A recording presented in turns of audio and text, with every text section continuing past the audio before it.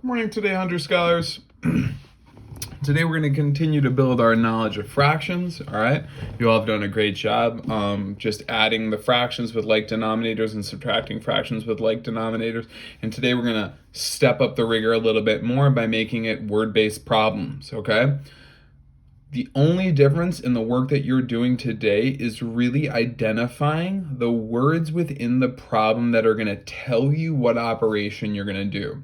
So when you hear the words like combine or put together, that's going to tell me that it's addition, okay? When I'm talking about subtraction or what's left, that's making me think that it's going to be subtraction. Those are the big things that are going to trick you today, perhaps in this problem. So the first thing that you want to do is when you're reading your problem, first step in your CFS is to identify the fractions that you're working with. Are they like denominators, okay? The second big step is you're going to be looking to see which words are sticking out in your fractions or within these problems that are going to tell you if it's addition or subtraction. So we're going to continue that work, and I'm going to show you with an example from IXL today that will help prepare you to be successful on the work that you're going to do today. So I have this problem right here, okay? Of the ice cream cones sold yesterday at Ann's ice cream shop, 1/5 were chocolate and another 1/5 were vanilla. What fraction of ice cream cones were sold were either chocolate or vanilla? So, first thing that's sticking out for me is sold. Now, I'm thinking about how many something is, okay? Now, it didn't ask were there more chocolate or vanilla, okay? But I'm not seeing the word all together, which sometimes for me is like my little clue to let me know that it's addition. But as I'm reading the problem, I'm going to read it over one more time just so I can make sure that I'm adding these fractions together. Of the ice cream cones sold yesterday at Ann's ice cream shop, 1/5 were chocolate and another 1/5 were vanilla.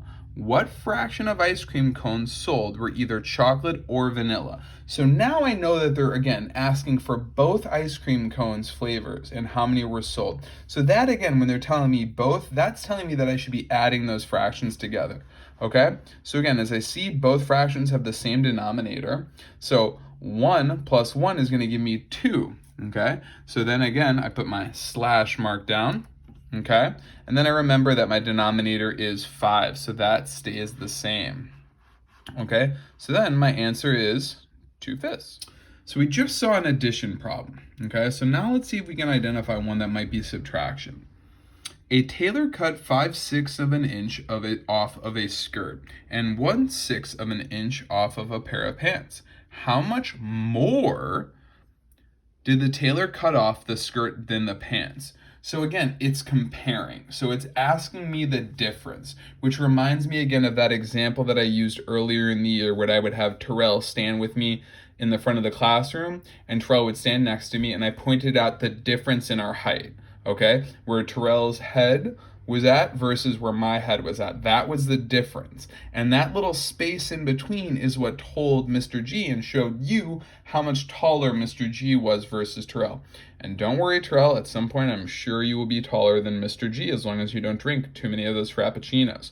So it's asking me again for the difference. So all that means is when it's asking me how much something more or less is, that's telling me that it's going to be subtraction. And sometimes when you hear the word more, it's making you think that you're going to be adding something. But it's asking how much more something is versus the other. And that's just saying how much taller, or what's the difference? What is the separation between these two numbers? And the way that you're going to figure that out is you're going to go ahead and subtract. I'm going to subtract 5 minus 1. Okay, 5 minus 1 gives me 4. Again, I continue with the same denominator, and that's 6. Okay? So that's the type of problem that I feel like might trick you. All right, but again, you want to focus on those key words because that's going to be the signal for you to help you understand which operation you're going to do. Okay? Good luck today, scholars. Remember to focus on the CFS. And if you have any questions, please reach out to me during my office hours. Thanks.